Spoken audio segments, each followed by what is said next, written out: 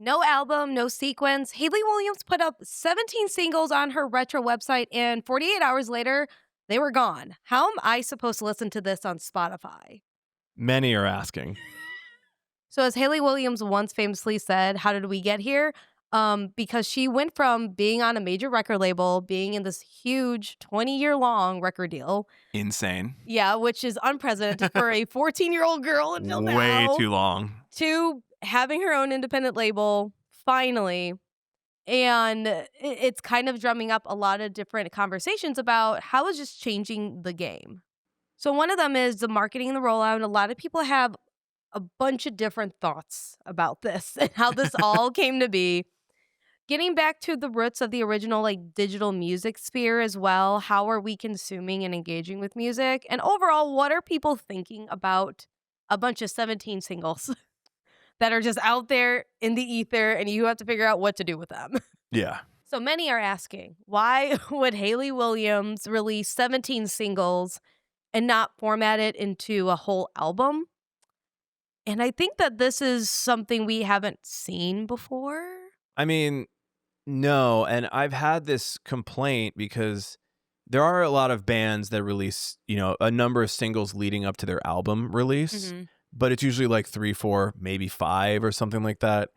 The way that streaming platforms work is that you have the songs eventually organized all together, but each single kind of is on its own album on the platform. This is literally showing up as 17 different albums when you go searching for it, which makes it really annoying to listen to, kind of. We're going to get into what this means, but I do personally find it annoying when bands do this. It's almost asking you wouldn't shuffle a regular album, but you would download the 17 singles. Yeah, and the other, she has other albums, which means if you shuffle, you're also getting those other albums in the shuffle. So it's no, I want to listen to just these 17. It's a very different way of doing it in our modern media landscape. Now I'm sounding annoyed, but I actually am okay, this is actually good. No, don't worry, everyone. He does like it. It's just the way in which you grab it and got your hands on it to begin with has been a little bit, I don't want to say controversial, but I think people had big feelings about it to an extent. Because the only way you could have first access to this is if you bought a specific hair dye from Good Dye Young, which is Hayley Williams' brand. I thought it was originally any hair dye product. And I said, oh, wait, no, it's called Ego, obviously, for one of the tracks on the album. And it's bright yellow-orange vibes, okay? Very signature to Hayley Williams. And that was the primary way that you were able to access it. And it took you basically to a website that was very Windows XP, early 2000s, late 1990s, old school graphics. You had to enter in a code, and then you can get access to it. And I just very much think that this is another way to kind of take you back to how you used to get music, how we used to consume it, where, we would go on LimeWire and a lot of times we weren't getting the music we wanted to get on there. It would just show up as kind of weirdly named files on your desktop, and you'd just be oh, let me listen to this through and see if this is the right one, and move it to your iPod or move it to your device or however you want to listen to it. And it was just kind of disparate files that you're just putting together in some way, bringing it all back that I actually I get it under that format because that's my age range that oh yeah, of course that makes sense. It's everything else about Spotify and streaming that I don't get. Right. And the big thing is too, is that when you're downloading those are never in a playlist. You would have to format it into your own playlist. And this is also giving you the agency to structure these 17 songs how you want instead of it being generically fed to you in a way. So that's also where it's a bit different in terms of how this has been rolled out to the general public. And some people have big feelings about it. A lot of those are people who are in more the head honchos, marketing, things of that nature. And a lot of it does come down to their issue being your bottom line of money is being potentially compromised because you're not doing it the traditional way, quote unquote, in which you would usually release music. Like you said earlier, you have a handful of singles. You say, here's maybe a tour, here's some merch, here's the album, have fun with it.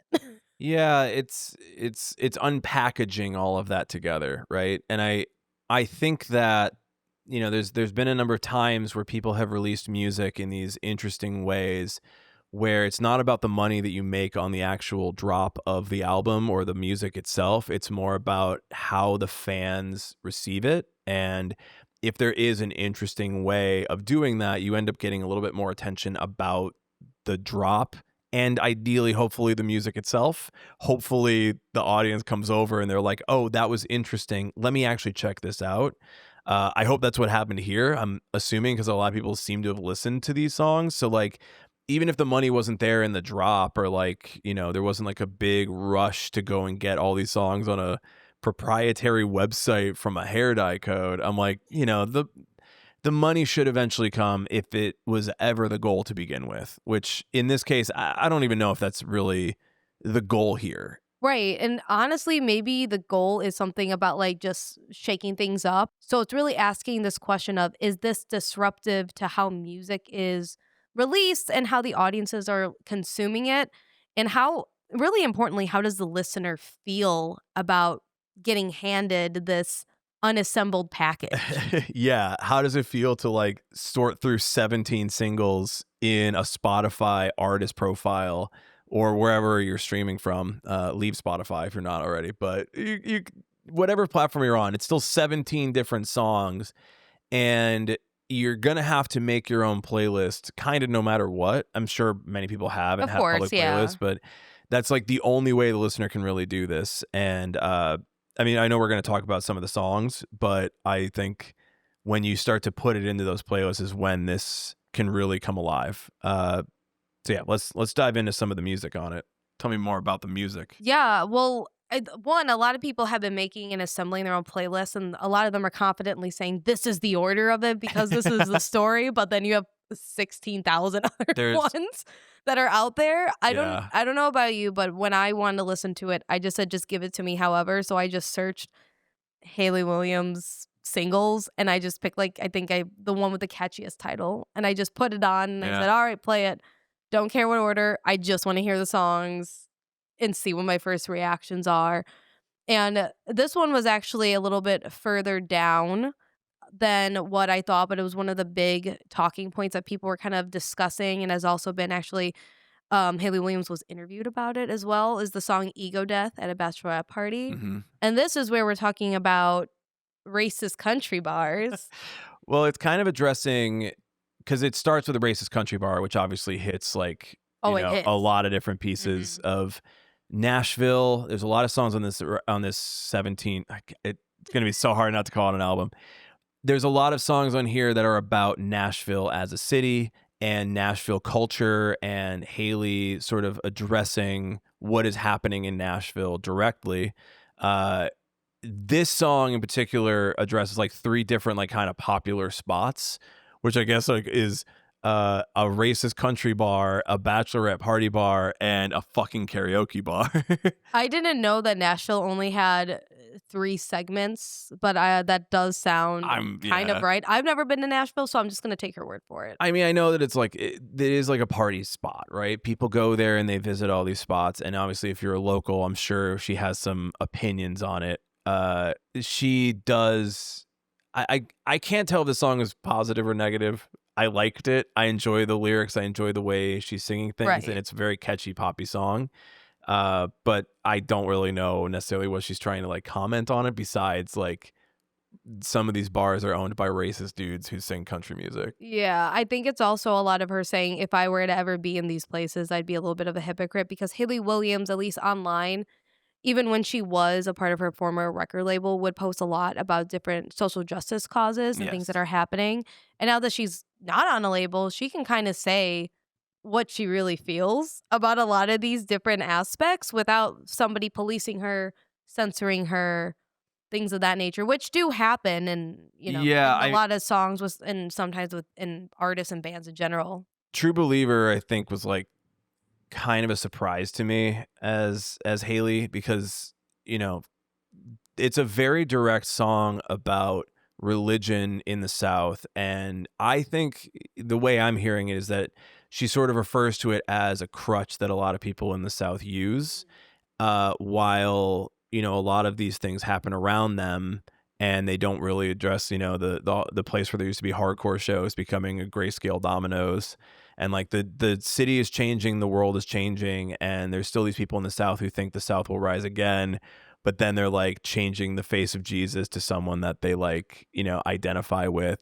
And it's like kind of addressing these issues that I'm like, Hayley, I don't think you've ever really had a place to speak on these issues before, or speak as openly and honestly about this.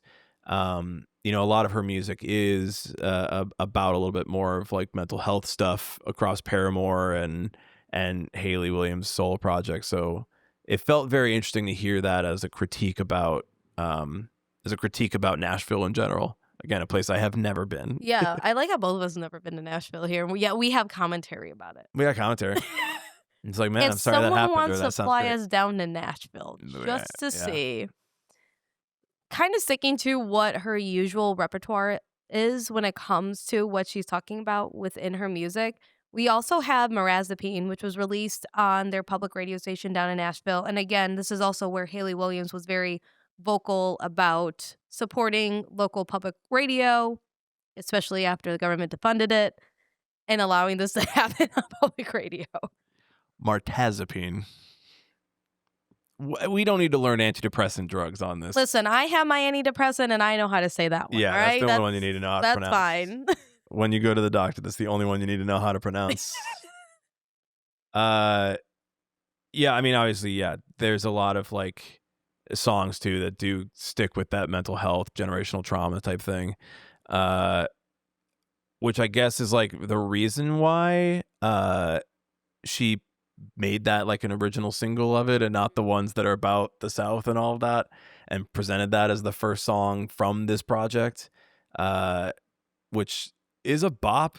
And I'm like, bro, you got to stop writing boppy songs about antidepressants. She knows what bops and what will hit and then what will absolutely dismantle you, because the other track, Kill Me, I heard that was like the third song that I heard. And I said, wow, she came for my throat and then stabbed me in my gut. Also, can we make the term glum? Like, can we use that more often? Are you feeling glum? I mean, I just like the term, and I think that we should be using it in normal vernacular. Bring it back. Yeah. Bring it back. Which I don't think it ever went. I think we just aren't using it as much as we don't use could. it, especially as like a U.S. nation. We don't really use glum as a normal. We're not glumming as much as we could. We could glum a lot more. I feel like just glum out, bro. Yeah, I don't like this anymore. Anyway, so there's some other really great themes here, especially with parasocial relationships, which not necessarily a theme as much as people just sort of. That's something that I feel that so many artists have issues with, obviously, with the accessibility of social media, but not many actually really talk about. So I think her being able to illustrate this in Disappearing Man and Love Me Different, it's able to bring it together and put it in a perspective where other people are kind of able to understand what it is a little bit more from the other perspective. Yeah, the issue here is that Hayley Williams has public relationships with people who are in bands, some, in this case, her own band. Yes. And obviously, when you listen to songs that are about a man treating you this way, and you put that identifier in the song, people are going to look at this and go, hey, I know who you've been dating. I know who you have dated. Are these songs about any of them? And now all of a sudden, it's a question about Paramore, because if she's dating a guy in her band and she's writing songs about they're not going to love you like I would, but they're going to love me different, it's like, is this saying something? Are we down from a trio in Paramore to a duo? And like, no, I don't remember either one of their names really being on any of the production for the. No, they weren't. There are other members who are playing with Paramore that are on this, but they're not members of Paramore proper. They're not Taylor York and Zac Farro. They're just other players in the live setting. So they work together on this, but no one from Paramore is on this, which I'm like, is that a reason? I thought that was a little Taylor York odd. Wrote a lot on her other solo music. So I definitely thought that was really odd. I mean, unless she was just like, I want to make sure I'm completely quote unquote detached as much from like the originals. Yeah, So I guess the big issue of this not being an album is that there is no narrative structure to the whole product. So we then sit here and we go, this song is about this, but there is no greater context to the songs in context with one another. So it does sound like Hayley has a lot of different thoughts. She has at least 17 individual thoughts. Yes, correct. And has put out 17 individual thoughts at us and said, can any of y'all make sense of this? Yeah, I think it's kind of like a choose your own adventure, like those little books that you would have as a kid. And you could kind of build it up, dismantle it, and put it back in different places as you wish, which a lot of albums don't do that ever. Or at all, because if you were to say shuffle any other album that is narrative based, you would say absolutely not. That's completely insane. Yeah. But I think that this being such a unique way to release it means that these can all stand by themselves, but also be able to string you along in some way, shape, or form, however that may be. And that's also up to the listener potentially. Because they may feel one way one day and another way the other day. And then say, I have like 6 different playlists in this order. I guess it interests me as a listener of Paramore, of a listener of Hayley Williams, and just generally listening to her music and knowing how personal it is to her. It's interesting to not have that narrative arc or that storyline behind it and not know a little bit. It is personal. So whatever we're hearing here is personal, and even if you listen to it on shuffle, it's like, what does this mean in this context? So that's all I'm saying. I think with that narrative, like that lack of a clear narrative through these 17 songs, it is opening up to interpretation. I don't think that's a bad thing. I think that that's good as a creative thing. I just am curious and interested. I'm part of the parasocial relationship. Yeah, you're a part of the Paramore parasocial relationship. The Paramore social. Why be parasocial when you could be Paramore? Moving forward. But I think you bring up a good point, because we're looking at what does the structure and the thematical element really relate to how this marketing rollout was too. And I think it really encompasses how Hayley Williams as like a whole, as a person, wants to do something against the grain. One, again, we see with the marketing rollout, but also still being within her own rights and looking into that nostalgia too, because Hayley Williams is very obviously synonymous with Paramore. If you're a fan of Paramore, you're probably following along with what she does. That's just what it is. But I do think that now she's off of being like a stringent and watched over record label and having that type of environment. She has her own now, which is called Post-Atlantic, which is, I get it. Post-Atlantic. Very, side eye. I get it. Yeah. But I think she wants to make music enjoyable again while tapping into nostalgia, but not commodifying it like we have seen so many other acts do when they're like, this is our 15, 20-year anniversary. And we've seen it happen. So it's not like it's abnormal to us. No, I appreciate that about this project, because I think that she has a lot of very cool, interesting perspectives on things. I think that her social justice side, she is in a position in our scene, in our community, to have some commentary that not a lot of people feel comfortable, not a lot of people are willing to say, they're not confident to do it. They should. Yeah, they should. There's nothing disagreeable on this. It's just Hayley may not have, to me, Hayley may not have had the ability to do this until this collection of music. And then when she does, she is like, I'm going to put it out there and there's no one who can stop me now. So if the audience fucks with it, then that's all that matters. Yeah. And I mean, we've seen even with some bands as of late over the last year and a half, even, where fans are asking, hey, why aren't you talking about fill in the blank, whatever issue is happening? And there's a lot of things that can happen behind the scenes, especially if you are on a major label. There may be things you can and cannot publicly post and talk about. That's just a part of the game, which obviously, don't like it. Don't stupid. It's goofy. Don't like it. Stupid. When she's able to do it, because she's the one in charge, she's the captain now. Look at me. Look at me. Look at I am the Hayley Williams.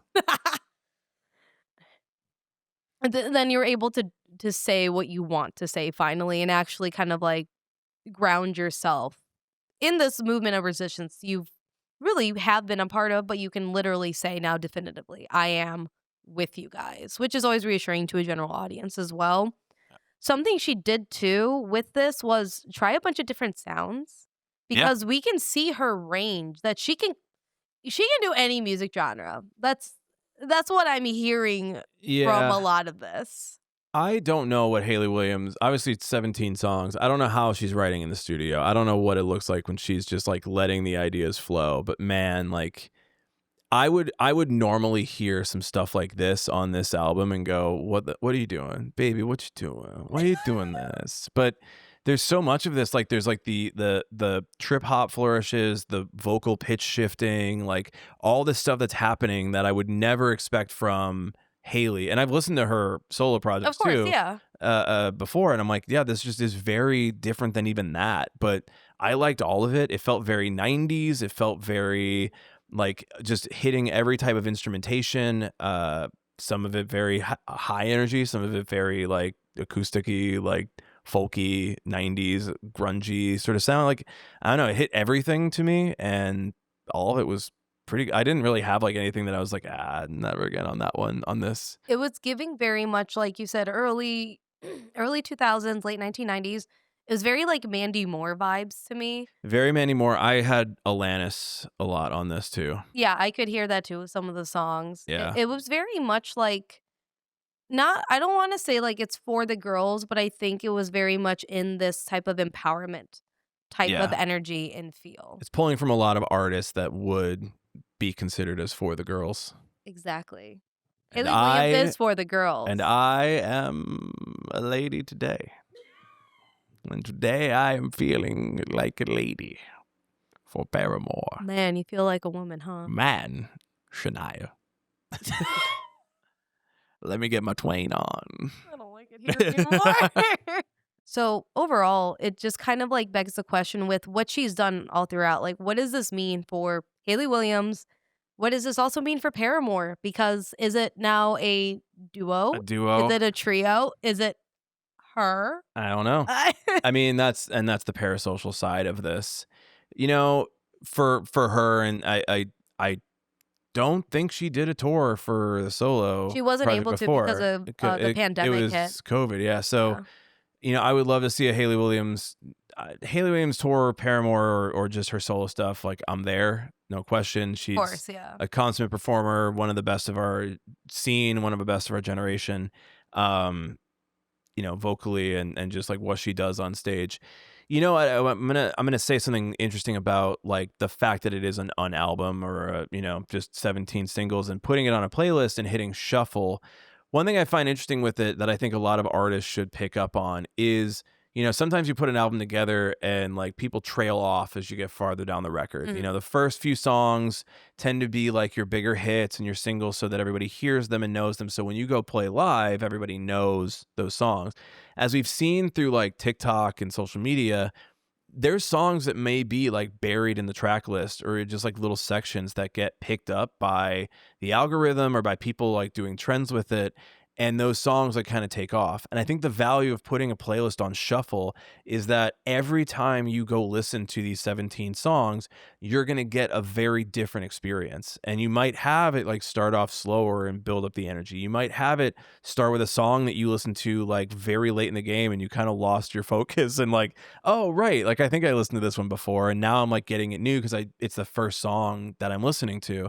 And I think that it puts all 17 songs at equal footing versus like what an album would be, or even like releasing a bunch of singles over different times. You know, it's a very different experience for the listener to learn all of these. And when you go play this tour, because you're going to do it, I know we're going to see whatever be there. Song. So I think that's the big thing is that usually singles in a traditional release cycle, you forget what's the third one, what's the fourth one. You only want to know the first one and maybe the second if it's catchy enough to grab your attention. Here, I would arguably say this is a better way to stay long-standing and for people to actually remember what your music is. I say this, and then people might be like, no, that's homework. I'm not doing that. Music is easy. I log into Spotify.org and I get my music fix. AI has chosen my music for me. Leave Spotify now. You can listen to our podcast on Spotify. We're everywhere on all streaming platforms. So really the question here is, should more artists be doing this in general? I don't know. Let us know in the comments, I guess. I know a lot of people have opinions and thoughts because this maybe is not the last we'll see of this. I could see maybe smaller bands trying to say, fuck it, we ball. Maybe. I think this is, again, something that a larger artist can do very easily. A well-known artist can do very easily. I don't know if it works for smaller artists, but I do think the more options that you have as an artist, the better off. So the more experimental, more risk you take, usually do have a little bit more benefit, but that's also going against the grain, which is kind of what she's doing. Yep. So if you want to see more videos about Hayley Williams, check out these videos.